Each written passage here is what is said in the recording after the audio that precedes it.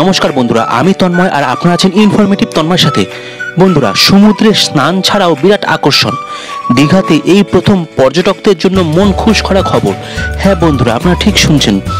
শীত হোক বা বর্ষা কিংবা হোক গরমকাল, দীঘা ভ্রমণ মানুষের জন্য মাস্ট। বছরের যে কোনো সময়ই মানুষ হাতে কয়েকটা দিন ছুটি পেলে কাছে পিঠে বলতে এই দীঘাতেই ঘুরতে চলে যান। এখন যত সময় এগোচ্ছে ততই যেন দীঘা একদম নববধূর মতো সেজে উঠছে।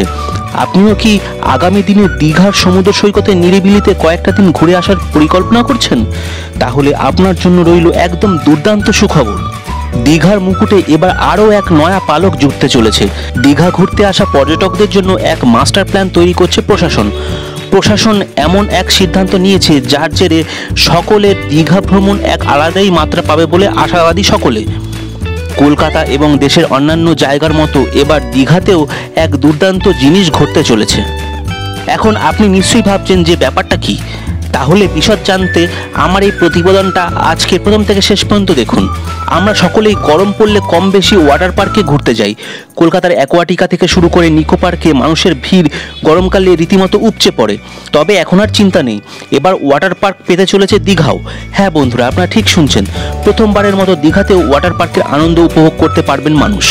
মূলত সকলের ভ্রমণের সংজ্ঞাটাই বদলে দিতে এবার এই ওয়াটার পার্কের দরজা খুলে যাবে দীঘাতে।